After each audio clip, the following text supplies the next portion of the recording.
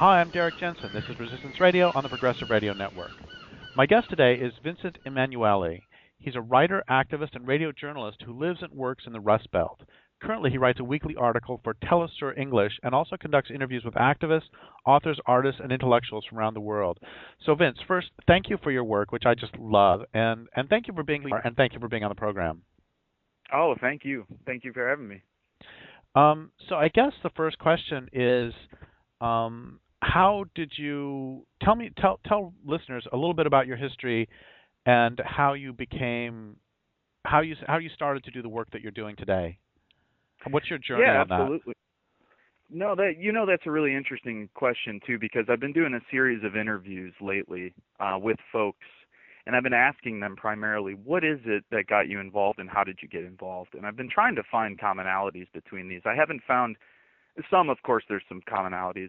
Others are detached from one another, but it's very interesting. So, I mean, for myself, I think I've had basically one of the most normal American upbringings in a blue collar steel mill area. So my family migrated from the former Yugoslavia and from Italy, ended up in New York for a little while. Then from New York went to Chicago, where they became union railroad workers, steel workers, iron workers, pipe fitters, and so on. So the vast majority of them worked on the southeast side of Chicago. This is sort of the industrial section. And so when they moved there, it was a lot of folks from southern Eastern Europe were moving in. So the neighborhood was primarily Italian, Croatian, Serbian, Greek, and so on. Over time, of course, those demographics shifted. So, as I became about 8, 9, 10 years old, then we had an influx of Latin Americans who moved into the neighborhood. And so at that time, there was also a lot of racial strife, a lot of poverty, and so forth. And so, my parents moved out of that area, and I ended up in Northwest Indiana in the most lily white sort of Mayberry-esque town you can imagine. So it was quite a transition. I was just having this conversation with a friend before we started talking here today, and I was saying that, going from a lunch in Chicago where many of the lunch choices were bilingual, and this was back in the early 90s, mid-90s, many of the teachers spoke Spanish and English, and then to come to a high school in Northwest Indiana that was, 99% white. Although the town that we moved to, Chesterton, Indiana, is about 10 miles away from what was for a long time in the United States the blackest city in the U.S. Over 95% to 98% of the people living in Gary, Indiana, were considered African American. And so, I grew up in this real interesting contrast of there was these working class people. My family was tied in with the union, so that was basically my only political education was support the unions. Unions are good. Rich people screw you over. Don't trust the cops. They break up union strikes. Don't trust judges. My dad was sort of a street guy, and so was my mom in some ways. I mean, they both grew up in a steel mill family when, running the streets in the 60s and 70s in a real blue-collar working-class town. And so I was instilled with some values that I thought were useful later on, and we can get to that as we talk. But some of this was useful, I think, at the time because while my family wasn't politically active outside of the union and union issues or labor issues, it was easier for me once I joined the Marine Corps and went to Iraq, which I'll talk about in a second. It was very easy for me to immediately shun those experiences and to turn and to say, okay, those experiences were wrong and I was lied to the way that my parents warned me that I would be lied to. So before I joined the Marine Corps as a 18-year-old, I was doing what a lot of boys did in my neighborhood, which was run around, play Army, cops and robbers, watching Arnold Schwarzenegger films, watching Sylvester Stallone films, being fully propagandized and cultured to this very hyper-masculine sort of identity, where it was I was lifting weights all the time, I was going to the gym, I wanted to be big and tough and strong and for people to see me that way. And I think a lot of that, in hindsight led me to join, in a very ignorant fashion thinking, yeah, what else would make you more manly than joining the Marine Corps and showing people that you could get through boot camp and that you can hold a rifle and kill someone and all this other stuff. And so that's really the when people ask me, why did you end up joining the Marine Corps? Well, at 18 years old in a steel mill town with limited jobs, my options were either go work for the Union for 35 years, like I watched everyone else in my family who broke their back and then saw their pensions slashed and their jobs shipped overseas, et cetera, or, join the military because I didn't really have any other options. Growing up, I wasn't really an academically interested kid. I graduated high school with like a 2.0 grade point average, I think like a D average, just enough to get by and graduate. I was basically interested in sports and hanging out with my friends. And so when I decided to join at 18, my mom and dad were like, "You're stupid." I mean, they straight up told me. My dad was like, "What the hell is the matter with you?" My dad's 70 years old. My mom is a little younger than him by about 12 years. So she didn't really grow up during Vietnam. However, my dad did. And my dad didn't go to Vietnam, but he was in the Army during Vietnam. And to give you a sense of just how arbitrarily people were sent to Vietnam, when my dad got out of boot camp in 1964-65, they told him, anyone from A to M, you guys are going to the border of East and West Germany, and anyone from N to Z, you guys are going to Vietnam. So he lucked out, tremendously lucked out by not having to go to Nam. But he saw all of his friends go to Vietnam, and he saw the aftermath of that, drug addiction, abuse, violence, suicide, and so on. And so he was really adamant, you're stupid, you shouldn't do this. Me being 17 years old at the time and knowing better than my father, I said, well, this is what I'm going to go do. And so I joined, and the timing was perfect. So I joined in September of 2003. I graduated high school in May of 2002. So, I went to boot camp in September of 2002, 4 months after graduating high school. After boot camp, I graduated boot camp in December of 2002, went to the School of Infantry in January of 2003, and then graduated the School of Infantry on March 1st, 2003, which was about 18 days prior to the initial invasion. So once I finished my training, our unit was already prepared and ready to go to Kuwait. So we shipped over to Kuwait in March of 2003 during the initial invasion. At that time, I was just on the border of Kuwait and Iraq, basically running transport missions. I was an infantryman, squad automatic machine gunner. So basically, what we did was a lot of patrols, vehicle checkpoints, house raids, prisoner detention, and so forth. So during that first deployment, though, didn't really see much action, not much took place. My gears weren't really moving. I was just kind of taking everything in as an 18-year-old, totally in shock and not knowing what the hell was going to happen next. So then I got a Red Cross message in May of 2003. My mom had a brain aneurysm, and the Red Cross said that you have to fly home because we don't know if she's going to make it or not. So I got the Red Cross message, flew back to Chicago. My mom was at Northwestern University. She had her brain surgery. She survived a brain surgery. And then I stayed home for a few months. This was in the summer of 2003 to take care of her, or to help my father take care of her. Presumably, that's what I should have been doing. At the time, after being on deployment and so quickly being transitioned back home, literally being in Iraq, back to Kuwait, back to Ireland, back to Chicago within 48 hours, my mind was racing, my emotions, my nerves were totally shot. So I spent a lot of that summer drinking and doing drugs. Spent a lot of time with my friends who graduated high school and who were just finishing their first year at college, who were coming home for summer break. I spent a lot of time with them, just kind of sitting around drinking, doing drugs. They're telling me about all these classes they're taking, and I'm it might sound arbitrary or stupid to mention taking drugs, but to be honest with you, I felt like I was being propagandized so much within the military and trained and conditioned that I kind of needed those experiences, and for my friends from college to come back home and to challenge me intellectually and to say, hey, Vince, have you ever read this guy Noam Chomsky? Have you ever checked out this person, Howard Zinn? Have you ever heard of Cornel West? Sort of all the staples that people are learning about in a liberal arts education at a quasi-liberal school at Indiana University, where the majority of them went.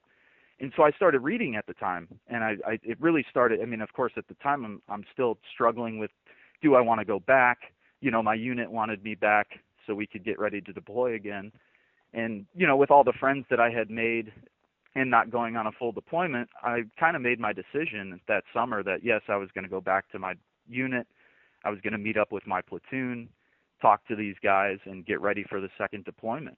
And so I eventually went back with a lot of questions in my head and finally getting the sort of moral, intellectual gears rolling upstairs, thinking about what we're doing, why are we doing it, does this make any sense? But we trained in 2003 throughout the year. So from August of 2003 to August of 2004, we trained getting ready for a second deployment. And during that training process, of course, you make great friends. And so I'm friends with people who are just as nervous and just as unsure as I am, living, or coming from all over the United States, many different socioeconomic backgrounds, racial backgrounds, ethnic backgrounds, etc. And so it was, for me, very difficult to then just say, well, I have too many questions, I can't deploy. At the time, I felt like my bonds, my relationships that I made with these guys were so strong. And I say guys because I served only with males. I was in the infantry, and at the time, females were not allowed to be in the infantry.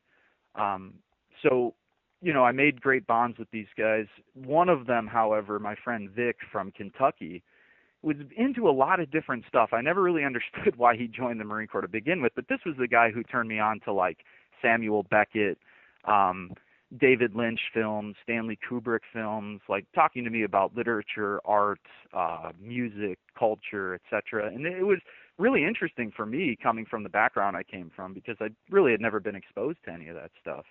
And he took me to the movie theater in San Diego in August of 2004 before our second deployment to go see Michael Moore's Fahrenheit 9/11. And so a week before I got on a plane to go back to Iraq, I was sitting in a movie theater basically crying with my friend, watching Michael Moore's film. And that was the turning point for me, but it was too late. For me, it was, even though it was a turning point, I still had it in my mind, 7 days from now we're deploying. And so I got on the plane, reluctantly so, but did.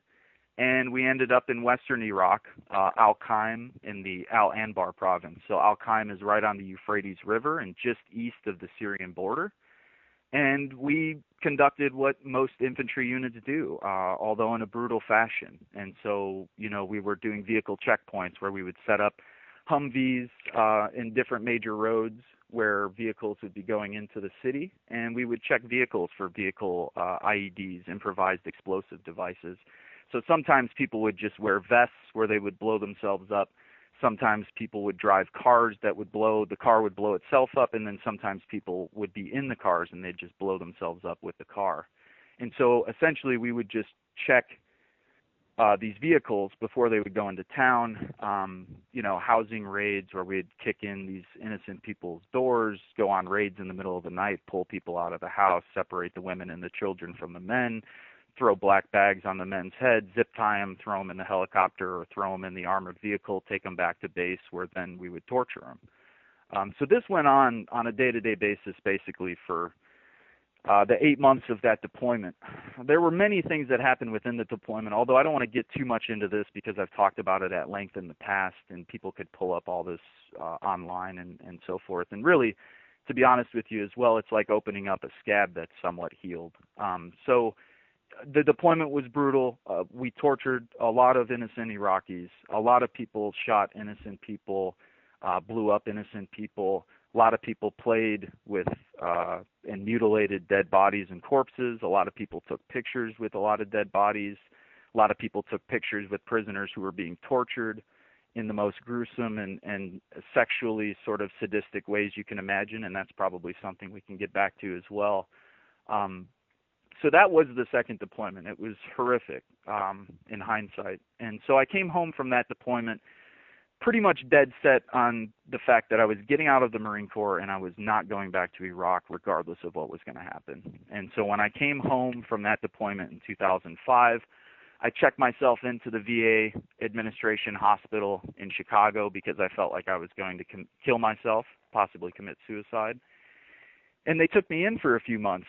So it was kind of like one flew over the cuckoo's nest for like 3 months. I was in this mental health facility, running around wearing slippers and a robe while people just kind of poked and prodded me psychologically, asking me questions about what happened, what was it like. And I was sort of one of the first round of vets who were coming home. So for a lot of these doctors and psychologists, social workers, and so on, it was almost as if I was this like guinea pig. On a funny side note, when you're in a mental ward, they usually send chaplains your way. And so when I was in the mental ward, there was and I am not a traditionally religious person at all, at least in the organized religious sense. And so I said, no, the only book they had on the bookshelf that I found in the library at the Institute was a Scientology, L. Ron Hubbard, A New Slant on Life. And so I had this Scientology book, which was the only book I could read for 3 months. And every time the chaplain would come to speak with me, I would tell him that I was a Scientologist and that I was just simply reading this Scientology book to get through my time. So L. Ron Hubbard saved me a lot of strife while I was in the mental health facility, which is kind of funny. No less, they don't have any command over you. So basically, when I was in the mental health facility, my unit back in 29 Palms, California, which is where I was stationed for 4 years while I wasn't in the Middle East, it's a Marine Corps base. And it's a base that now all the units in the military come to train at because it's as similar to Iraq as you can get in terms of climate and so forth. They ordered me back. They said, look, we don't care what your doctors have to say. They have no command control over you. We order you to come back to base. So I came back to base, and I met a social worker who said, Vince, you technically are a drug and alcohol rehabilitation right now. So if you're a drug and alcohol rehabilitation failure, they have to automatically discharge you with a general under honorable conditions. And so I asked her, what does it take to be a drug and alcohol rehabilitation failure? And she said, all you have to do is refuse the treatment. She goes, so when they start calling you into meetings, they're going to ask you if you want treatment, and you're going to tell whoever it is that's sitting in front of you that you don't want the treatment. So I told Lindsay is her name. I won't mention her last name, but Lindsay gave me this advice. I used that advice, walked into a meeting with a bunch of gunnery sergeants, so a bunch of higher-ranking officers and non-enlisted and enlisted folks. And I told them I refused the treatment. They looked at me like I was nuts. They said, you're going to be discharged automatically. I said, yes, of course, this is what's going to happen. So that's essentially how I got out. Now, I should add to that I was very lucky. My dad at the time was writing letters to everybody on the Armed Services Committee in the Senate and in the House. So they weren't able to screw with me as much as they would other guys because they had that congressional oversight. And if there's two things that the military hates sort of more than anything, it's when politicians start walking around the base snooping into things.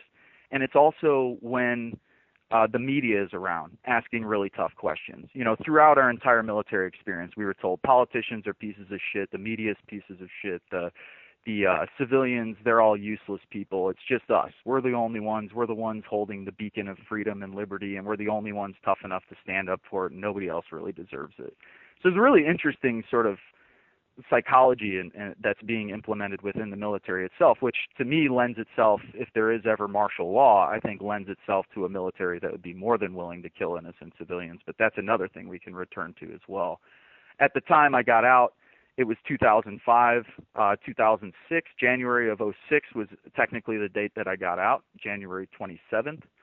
And immediately following, I came home to Northwest Indiana, and I had in my head I wanted to be involved. I was reading about the 60s and political movements in the 60s. I was reading a lot of like Kurt Vonnegut, Hunter S. Thompson, Gore Vidal, people like this. And, then I started reading about what was happening at the time, and I found activists in the area, and in the local newspaper there was a public event in Valparaiso University. And it was a debate. One half of the debate was people who were for the war, and the other half of the debate were people who were against the war. Afterwards, they asked for comments and questions. I stood up, gave sort of a brief background of where I come from, what my personal history was in Iraq, and the fact that I was opposed to the war, and agreed with the half of the panel that was opposed to the war. And immediately after I said that, there was like a half dozen activists that came running up to me in the room. There were like newspaper reporters that wanted to speak with me. I was totally nervous, completely anxious, completely taken aback by the whole thing. I didn't think that what I was saying was at all brave, and I still don't, to be honest with you. And I also don't think what I was saying was at all special. I just thought I was kind of telling my own truth and telling the truth as I saw it, and I thought that this was just my responsibility to come home and tell people that this is what here's what your tax dollars are paying for, here's what's taking place in your name all over the world. That's kind of what my thinking was at the time. And so I had a Vietnam veteran against the war, a gentleman by the name of Nick Egnance, who came up to me and he said, Vince, if you want to be involved, I know a group called Iraq Veterans Against the War. And so maybe I could stop the story there, and then I can see if there's anything you want to add or if there's anything you want to ask. But that was sort of the moment there in 2006 where this Vietnam veteran told me, hey, I've got another group of veterans who are anti-war, anti-militaristic veterans, and they're organizing. What do you think about joining them? And that was my first introduction to activist work. That's where it began. Well, that's all fantastic, and thank you for telling me that story. And I guess I'm wondering if you would mind adding one more story that you told me when you drove, you and a friend of yours, we can mention his name if you want, but I'll let you Sure. do that. Okay, Sergio. You and Sergio drove me from Michigan, from Eastern Michigan University, wasn't it? Yep. To down to Purdue, Purdue at, what was the town? That's Purdue North Central in Westville, Indiana, but we took you to Chesterton, Indiana. But it was the Purdue North Central Veterans Club that brought you, yes.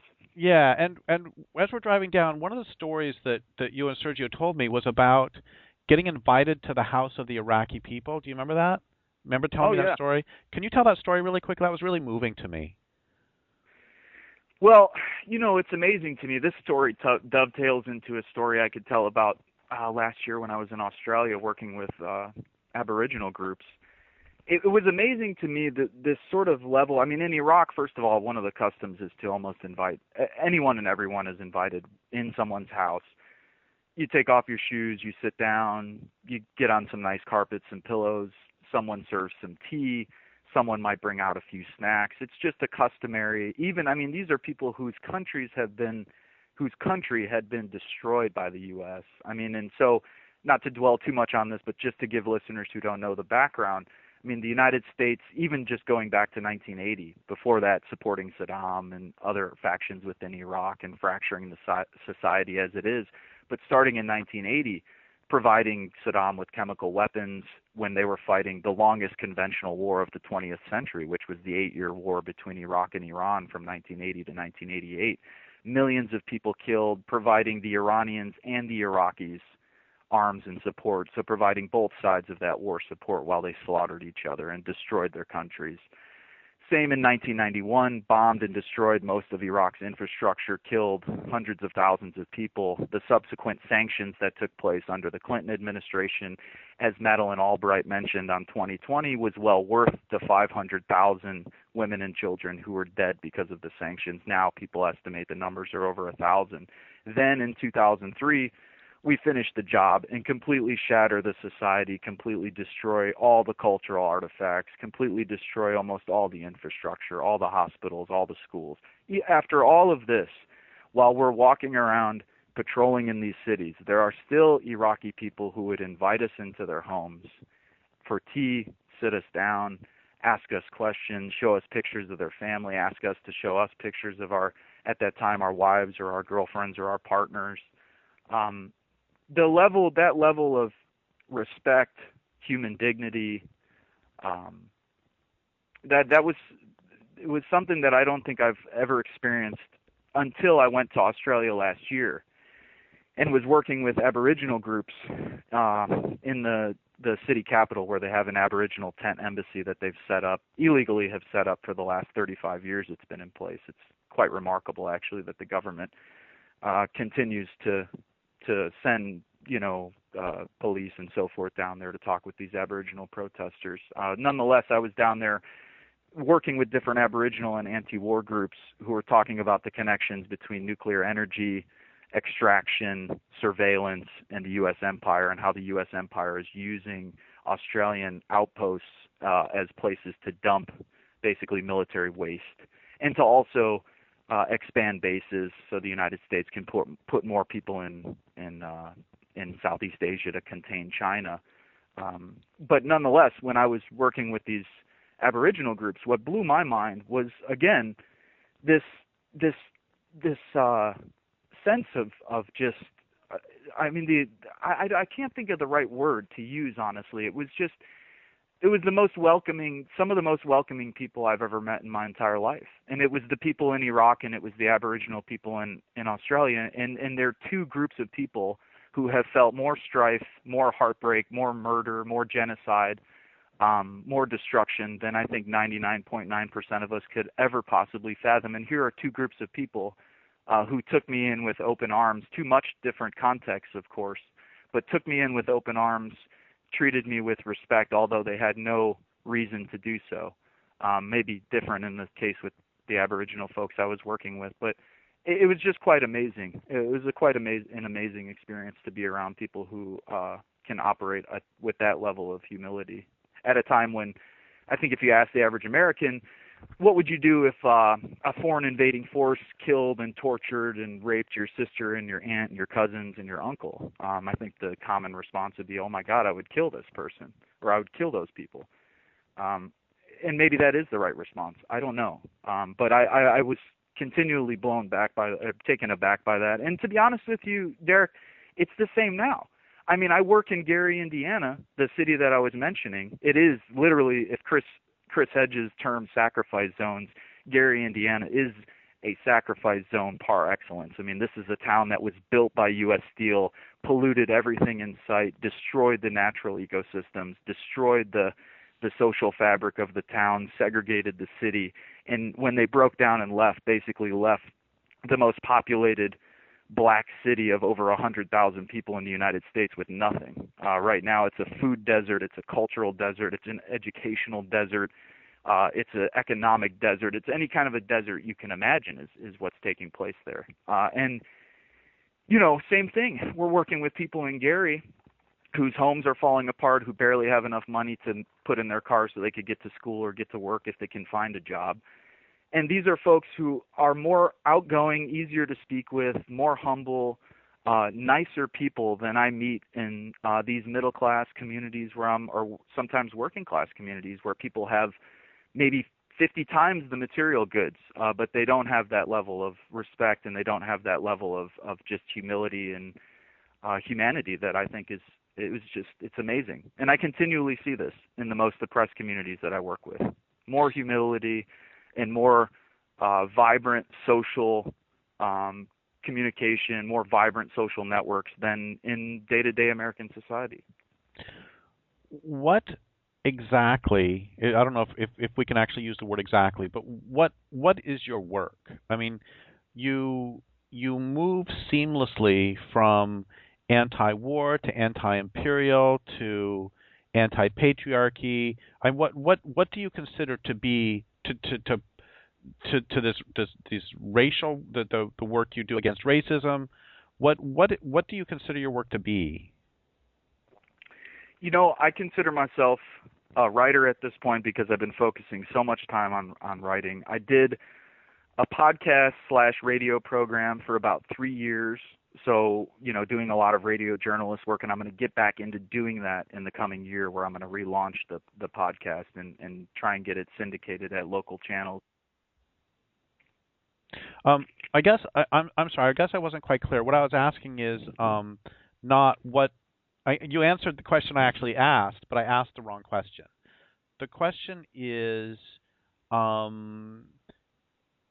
mean, what are you trying to accomplish with your work? What do you want to do? Because it Gotcha. seems one of the things I love about you and your work is that I can't put you into a very convenient peg. I mean, I can't put the peg into a very convenient hole. You know, it's.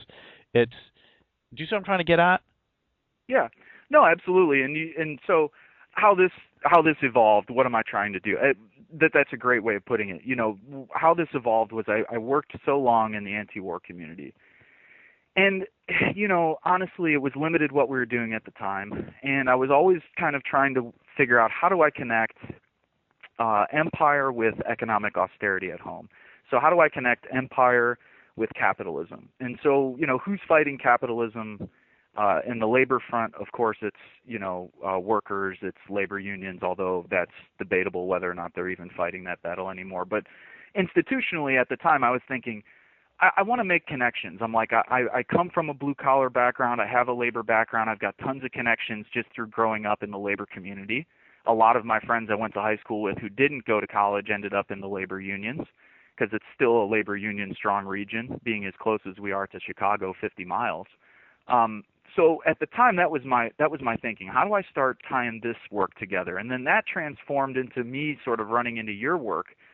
And that was, oh, wow, well, here's a totally different way of looking at the environment. Here's a radical way of looking at life. Here's a radical way, or maybe not so radical, radical in terms of the confines of what we're dealing with. But I think, as you mentioned plenty of times, it's really common sense, a lot of what you're saying. And it made me radically change the way I was thinking. And so then I started thinking, well, okay, there's implicit ties between empire, capitalism, and the environment. So how do I focus on those three issues and move between these groups and try and draw some of these groups together? So I guess it should be worth mentioning that I was just recently writing an article about the mayoral elections in Chicago. And so it's part of what I've started to see, and this is a common trend, is that a lot of the little liberal groups or so-called progressive groups have a lot of neighborhood bonds. So in Chicago tomorrow, there's going to be a rally. It's going to be the largest fast food worker strike in the history of the United States. Close to 100,000 workers nationwide are going to walk off the job at various fast food places. And so what's interesting is that it's primarily liberal and progressive groups that are driving this campaign. It's not the leftists. You know, the leftists are sort of tinkering around at the edges, like, you know, in what I've seen, sort of operating in these little silos where, you know, the radical environmentalists I know have a hard time working with the radical labor people, have a hard time working with the radical anti-war people, have a hard time working with people who are focused on feminist issues. And so seeing all of this, and never, you know, part of what probably did me a lot of good was never joining any kind of sectarian group. So I never gravitated towards, like, being a Leninist or being like a self-identified anarchist or being a self-identified Marxist, socialist, communist, whatever it was. I was always turned off by that. And I think part of that was my experience in the Marine Corps, where I was like, well, look how easy it is to just get everybody to, you know, follow a program, and, you know, we'll just refer back to the state and revolution anytime someone asks us a question about revolution. I saw a lot of similarities there. And so I stayed away from those groups. And staying away from those sectarian groups, which are prevalent still on the left, which blows my mind, has allowed me an opportunity to work with a lot of different groups. So when you ask me what am I trying to do by doing so, now after being in a position of working with so many groups for so long, and as you know, building up bonds and trust and friendships to where you can actually trust people and you know they're going to get the work done, or you know you can rely on somebody or lean on somebody for some help. I've found that the position I'm in now probably best suits me to try and bring these groups together. So tomorrow, you know, today I did an interview with Aaron Glantz, who's a reporter from San Francisco who's working on an issue with veterans.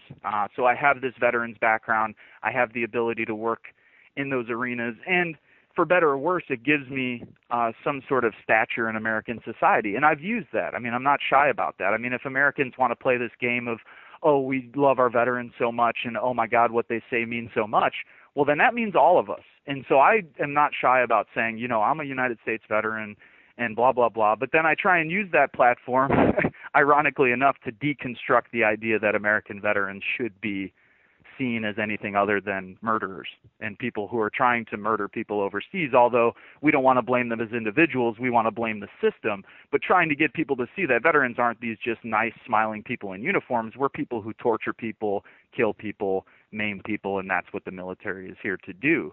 So trying to use all of that in those circles, trying to use my connections with the union people to expose them to your work, expose them to the work of people who are working on empire.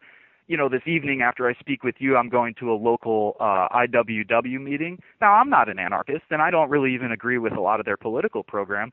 But in Northwest Indiana, you know, it's slim pickings. There's only so many people who are actually engaged. And so for the people who are willing to be engaged, whether they're liberals, progressives, anarchists, and radical environmentalists, or so on, I've tried to find ways to put myself in those groups or work with those people and say, hey, have you ever thought about this? Or have you ever been exposed to this work? Or, hey, you guys who are anarchists, you guys want to come with me to the next event where a radical environmentalist and an indigenous speaker is going to be. You know, you guys need to think about these issues. Or then I'll go to environmental meetings and I'll say, hey, why don't you folks come with me? We're having a conference later in this month. It's our 7th annual Participatory Democracy Conference in Gary, Indiana. You know, teaching people, what does it mean? What does participatory democracy mean? What does it mean to build consensus? How do you actually set up, you know, fundraisers, campaigns? How do you organize? How do you knock on doors? You know, how do you do this kind of stuff? A lot of people just simply don't know, and they've never been exposed to the skill set.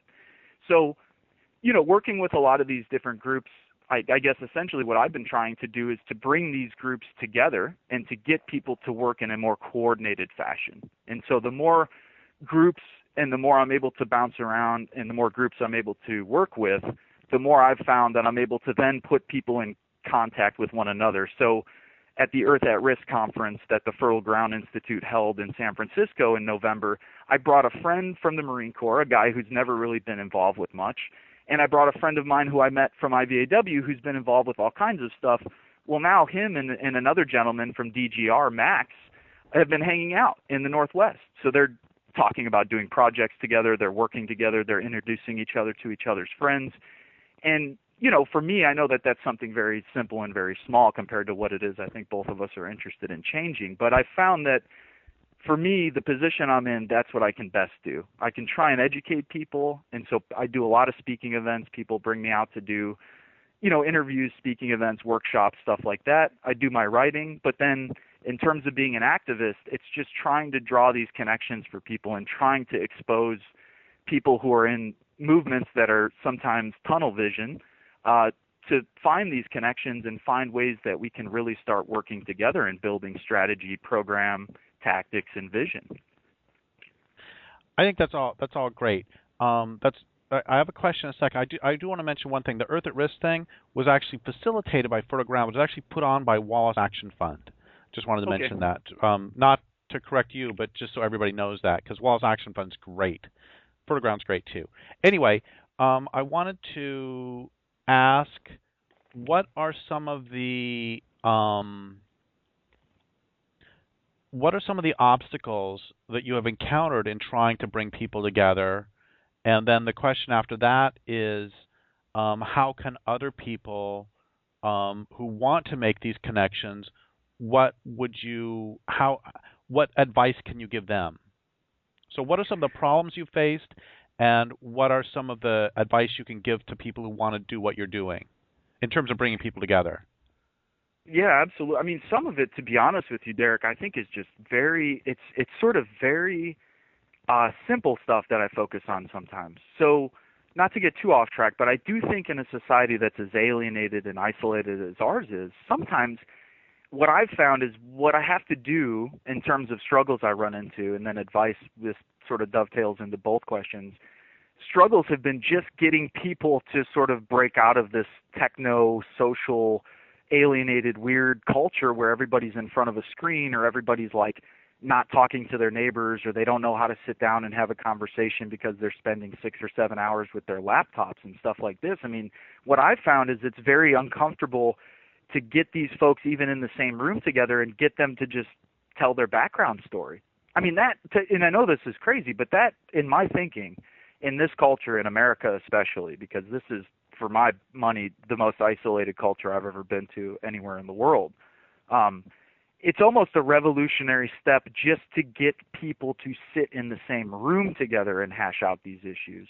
So one of the obstacles is just getting people to pull out of this, oh, we could do it on Facebook, or oh, we could send out a Twitter message, or oh, we'll send out an email thread. It's no. Like, we really need people to sit face to face, get to know each other, talk with each other, hear each other out. That's been a real basic elementary obstacle. Another obstacle in this country that I found is much different than other countries as well is because we don't have a living wage here, because we don't have universal health care, because we don't have the social infrastructure and the social programs that a lot of the European welfare states have set up, and that a lot of countries that some would refer to as developing nations, those nations oftentimes have those community bonds and those infrastructures set up without the state apparatus. Here in the United States, we don't have either. So we don't have a state apparatus that provides decent services or benefits, welfare, safety net for people, and we also don't have a culture that's conducive to people doing this on their own. So that's another thing that we run into that's very tough here is that, I'm working with a lot of people who have primary emergencies, and I've talked to Lear about this in the past a lot, or at least on several occasions, and that's just, it's so difficult to expand from, and this is something I love so much about your work, is that you can talk about going to the grocery store in the same breath as taking down industrial civilization.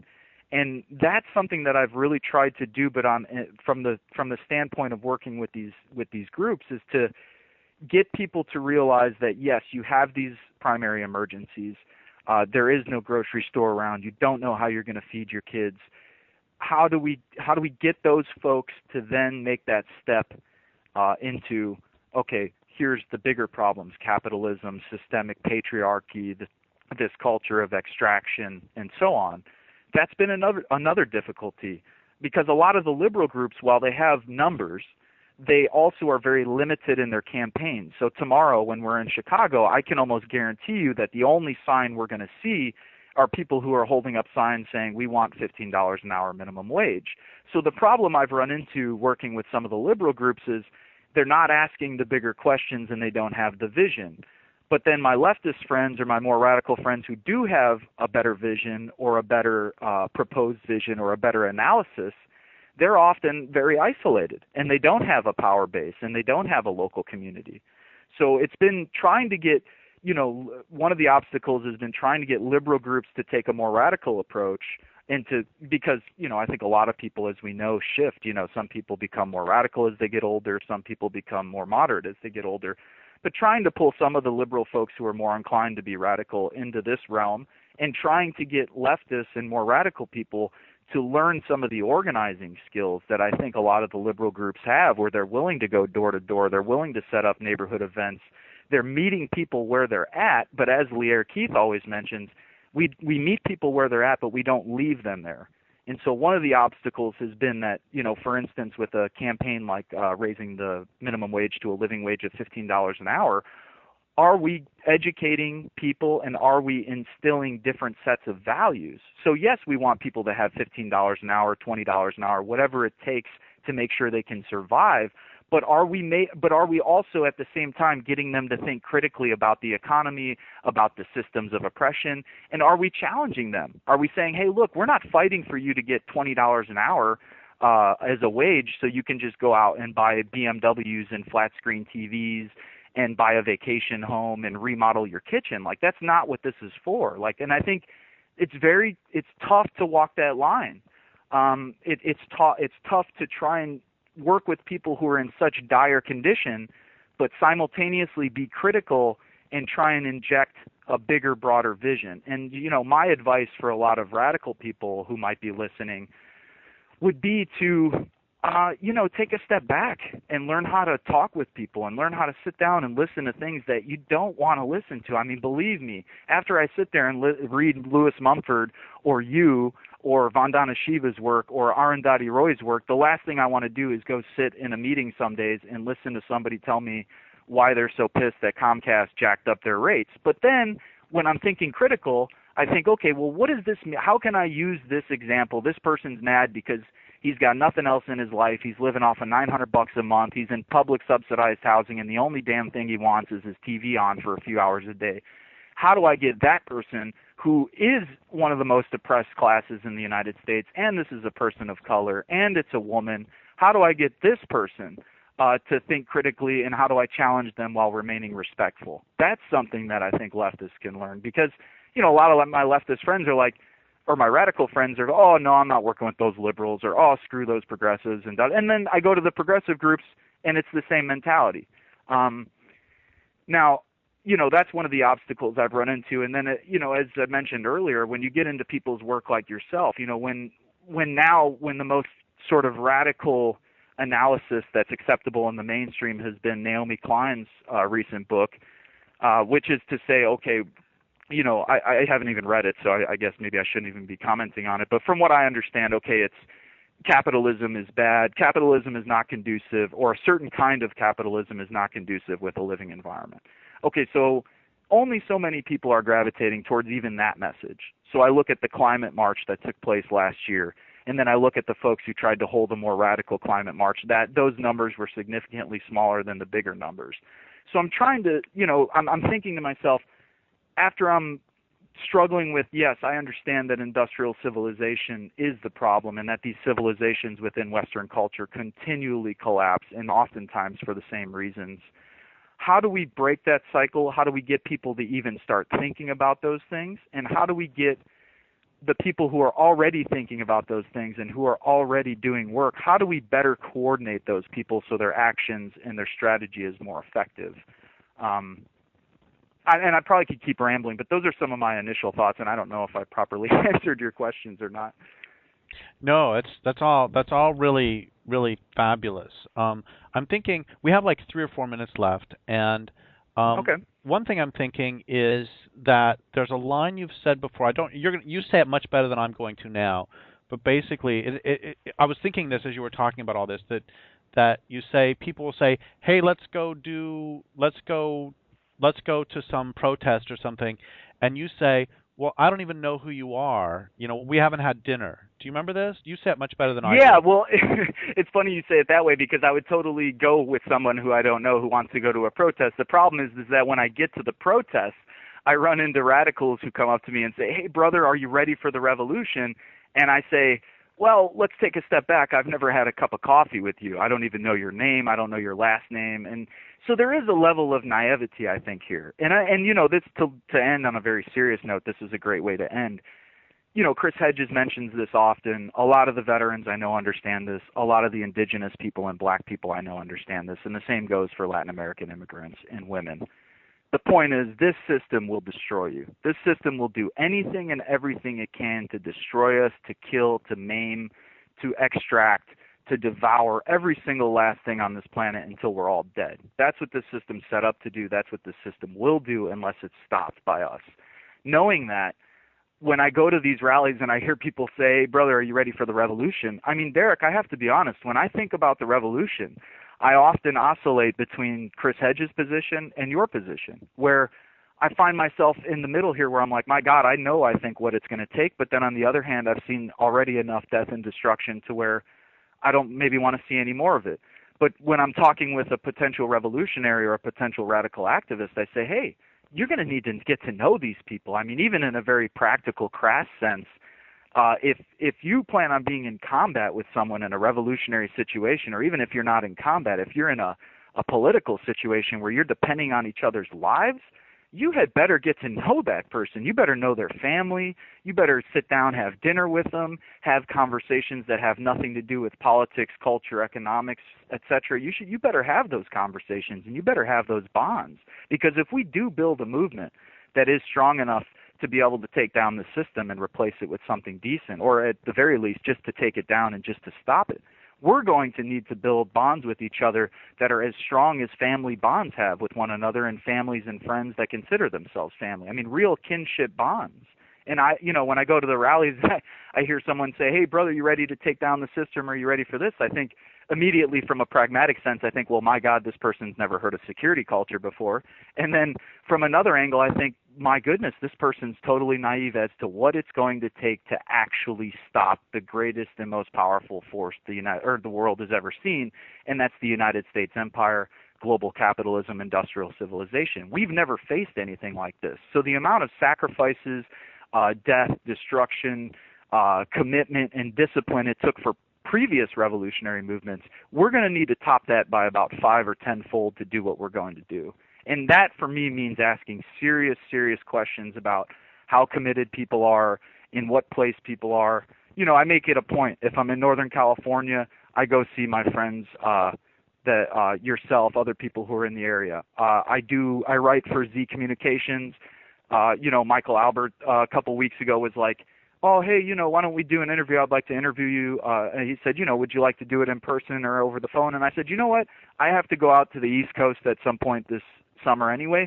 I'm getting together with you. I've wrote for you for a year, and you've edited my work for over a year, and I've never sat in the same room with you and had dinner, I'm going to make it a point to drive up to Boston when I'm in New York, and I'm going to make sure I sit down with you and we have a long conversation. I spend the night at your house, or we go out to dinner, whatever it is. But that's got to happen.